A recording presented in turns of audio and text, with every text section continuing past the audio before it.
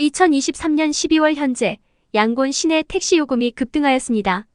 주요 원인으로는 불안정한 유류 공급으로 보고 있으며 주유소에서 일반적인 주유 공급을 할 수 없는 상황이 되자 암시장에서도 재판매되는 사례가 나오고 있어 불법 유류 구매에 대한 단속이 있기도 하였습니다.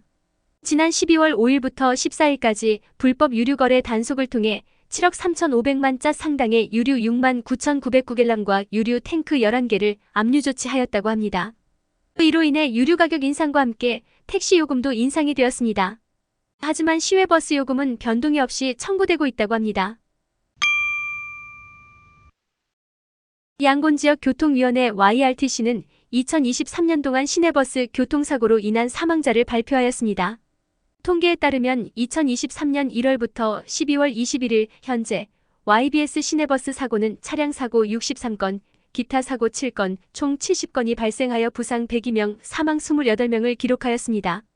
YBS 시내버스 사고 발생 시 운전 면허증 취소와 함께 버스 노선 허가까지 중지된다고 합니다. 2024년 1월 1일 국가관리위원회 미나옹 위원장은 신년사를 하였습니다. 2024년 새해를 맞이하는 시점에서 미얀마 국민들의 안녕과 전 세계가 화합하여 평화롭고 번영하는 사회가 되길 기도한다고 밝혔습니다. 2023년은 국가관리위원회와 모든 소수민족이 협력하여 어려운 상황을 잘 극복하고 있었지만 민주화 과정을 지지하지 않는 일부 세력들에 의해 혼란과 손실이 발생하고 있다고 밝혔습니다. 2024년은 국가관리위원회는 각종 목표와 로드맵을 이행하기 위해 국민들과 협력하고 경기 활성화, 영세중소기업 활성화, 교육 부문 활성화에 중점을 둘 것이라고 밝혔습니다. 2024년은 국가관리위원회는 전국 인구조사를 통해 세대조사와 생체정보 등록을 실시할 것이라고 하였습니다. 생체정보조사를 통해 자유롭고 공정한 다당제 재선거를 실시하는데 필요한 유권자 목록을 확보할 것이라고 설명하며 모든 소수민족들의 협력을 촉구하였습니다. 2023년 12월 23일 중국 쿤밍에서 중국 정부는 미얀마 국가관리위원회와 브라더우드 어라이언스 간의 2차 평화회담을 주선하였습니다. 샨주 북부 1027 작전으로 인한 교전이 심화되면서 2023년 12월 11일 중국 정부는 1차 평화회담을 비공개로 진행한 바 있습니다. 샨주 언론사는 TNLA 사무총장의 말을 인용하여 보도를 하였습니다. 1차 비공개 평화회담에 참여한 국가관리위원회 대표 중 한 명은 소수민족 무장 세력들이 소수민족 구역을 점령한다고 해도 평화를 누릴 수는 없다고 주장하며 그 이유는 미얀마 국방부 공군의 정교한 무기를 사용하여 폭격을 할 것이기 때문이라고 강경한 입장을 밝히기도 하였다고 합니다. 1차 비공개 평화회담을 통해 임시 휴전을 협정하고 기간이 끝났지만 이미 그 전부터 교전은 재개되었으며 소수민족 무장단체 연합군들이 결정적인 승리를 거두고 있습니다. 2024년 1월 2일 국민통합정부 외무부는 중국 정부의 하나의 중국 원칙을 지지한다고 밝혔습니다. 이번 성명에 대한 일부 의견으로는 국민통합정부 성명서에서는 정책이라는 표현이라는 대신 원칙이라는 단어를 사용하였다고 지적하였습니다. 많은 서방 국가들이 중국 전국 정부의 원칙으로부터 대만을 보호하기 위해 정책을 이라는 표현을 많이 사용하는데 국민통합정부의 성명서에선 의도적인 것인지에 대해선 확실치 않습니다. 하지만 정책 측면에서 본다면 NLD 정권의 입장을 그대로 유지하는 모습을 보였습니다. 2016년부터 미얀마 정부는 하나의 중국 정책을 지지해왔으며 2020년 시진핑 국가주석이 네피도를 방문했을 때도 같은 입장을 보인 바 있습니다. 2024년 1월 1일 미얀마 중앙은행은 매각 환율에 대해선 밝히지 않았지만 온라인 외환 거래 플랫폼을 통해 1,293만 달러 판매되었다고 발표하였습니다. 지난 2023년 12월 5일 외화 거래에 대한 환율 제한 없이 판매를 할 수 있도록 하면서 수출러닝 판매 시 시장 환율과 큰 차이 없이 거래가 가능하게 되었습니다. 이후 12월 18일 972만 달러, 12월 21일 1,243만 달러, 총 2,215만 달러를 유류 수입업체를 대상으로 판매한 바 있습니다. 2024년 1월 4일 국가관리위원회는 제76주년 독립기념일을 맞이하며 미얀마 전역 교도소에서 외국인 114명을 포함하여 총 9,766명을 특별사면하였습니다. 미얀마 정치범지원협회에 따르면 2021년 2월 선동 혐의로 징역 2년형을 선고받고 2023년 1월 추가 징역 2년형을 선고받은 예린 전 만달레이 시장과 쪼째이야 전 만달레이 도시개발위원회 위원도 특별사면되었습니다. 2023년 1월 선동 혐의로 징역 2년형을 선고받은 훌라미에뚜웨 전 에아와디 지역 사회부 장관도 특별사면되었습니다. 2021년 12월 미얀마 시위대에 돌진한 군용 차량에 치여 시위자 7명과 함께 양곤 인세인 교도소에 수감되었던 언론인 까옹우세닌도 특별사면을 받았습니다. 2022년 8월 풍기문란 혐의로 체포된 모델 겸 인플루언서 띵자윈조와 나잉무에산도 인세인 교도소에서 특별사면을 받았습니다. 지난 1월 1일 미얀마 정치범지원협회는 2021년 국가비상사태부터 2023년 12월 24일 현재까지 국가관리위원회와 친군 세력들에 의해 사망자 집계를 발표하였습니다.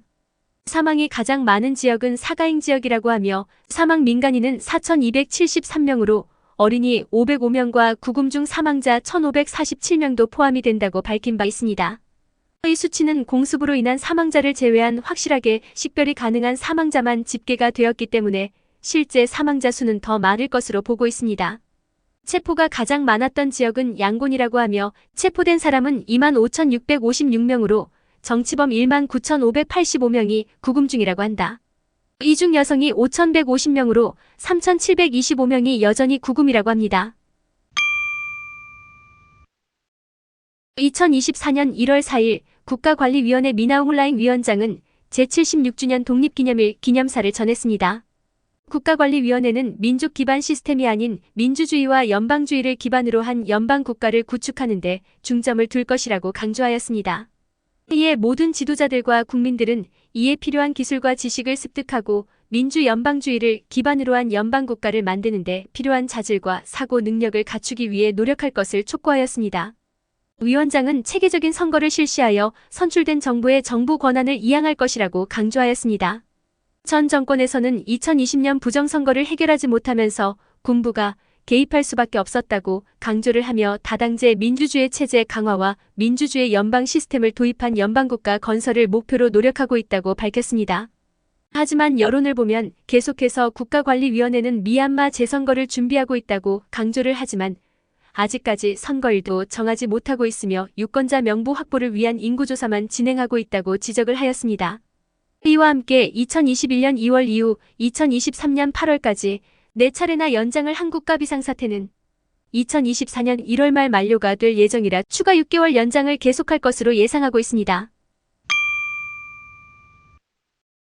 2024년 1월 3일 인도 언론사 보도에 따르면 인도 정부는 인도 미얀마 국경 일대에 펜스 설치를 하고 육로를 통한 국경 입국 시 비자를 발급받아야 한다고 밝혔습니다. 1970년대부터 국경에서 16km 내에 거주하는 양국 국민들은 최대 2주간 자유롭게 이동이 가능한 정책을 시행하고 있었으며 2016년 마지막으로 개정이 된 바 있습니다. 하지만 최근 인도 정부는 드론을 사용하여 국경 일대 지질 조사를 시행하고 약 300km에 걸친 펜스를 설치하기 위한 입찰을 준비 중이라고 합니다. 마니푸르 주정부는 이미 2020년 코로나 확산으로 인해 자유이동 정책이 중단되었습니다. 이러한 움직임에 대해 인도 미조람과 나가랜드주에서 반대할 수도 있을 것으로 보이지만 최종적인 결정을 뉴델리 중앙정부의 결정에 달려있다고 합니다. 국가비상사태 이후 미얀마 실향민은 미조람주에 4만 명, 마니푸르주에 4천 명이 거주 중인 것으로 알려져 있으며 미얀마 인도 국경은 1643km가 이어져 있습니다. 2023년 1월 5일 오전 11시 양곤 코리아센터에서 17대, 18대 미얀마 한인회장 취임식이 있었습니다. 이날 행사에는 미얀마 한인사회 관계자들이 참석한 가운데 17대 한인회의 노고에 감사의 마음을 전하고 새롭게 미얀마 한인회를 이끌 18대 한인회를 격려하고 축하하는 자리를 마련하기 위한 자리였습니다. 축사로 주미얀마 한국대사관 강금구 대사가 축하 인사를 전했습니다.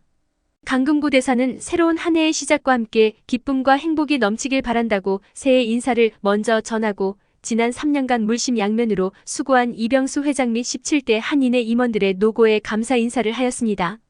18대 미얀마 한인회 신임 유진 회장에게도 미얀마에 거주하는 한인들의 기대에 걸맞는 한인회로 성장하고 한인들의 권익 신장에 앞장서주길 당부하였습니다. 의임사로 17대 한인회 이병수 회장이 전하며 코로나로 인해 미얀마 한인 사회는 공포와 충격으로 휩싸여 있을 때 여러 한인 단체들의 협조를 받아 구심점 역할을 하며 봉사활동을 수행했다고 설명하였습니다. 코로나19 TF팀 운영, 한인사회 백신 접종 실시뿐만 아니라 취약계층 지원 사업, 윈토조 장학회 및 한글학교 재개 등 여러 가지 힘든 상황 속에서도 봉사와 헌신의 정신으로 이겨내기 위해 노력했다고 지난 활동들을 설명하였습니다. 18대 한인회 유진 회장 취임 선서를 한 이후 취임사를 전했습니다. 전 세계가 어려운 상황 속에 있고 미얀마는 더욱 앞을 내다볼 수 없는 상황들이 전개되고 있지만 25년간 미얀마 생활을 돌이켜보면 편안하게 지나친 해가 없었고 그때마다 미얀마 한인 사회는 슬기롭게 헤쳐나갔던 것 같다고 전했습니다. 이런 어려운 상황을 헤쳐나가야 하는 무거운 짐이 짊어지게 되었지만 혼자가 아닌 한인 사회 모두와 함께 나누어 나갈 수 있다면 그 짐은 결코 무겁지만은 않을 것이라고 밝혔습니다. 비록 조국이 아닌 타국에서 생활을 하고 있지만 항상 미얀마 국민들도 가슴에 품고 그들과 조화를 이루며 더불어 살아가야 한다는 것을 항상 마음속에 새기며 한인회를 이끌어 나갈 것이라고 밝혔습니다. 이후 유진 신임 회장은 17대 한인회 이병수 회장에게 감사패를 전달하고 신임 임원단을 소개하는 시간을 가졌습니다. 이 취임식 이후 신임 한인회를 축하하고 한인사회가 신년을 맞이하여 서로 인사를 나누며 준비한 다과를 즐기는 시간을 가졌습니다.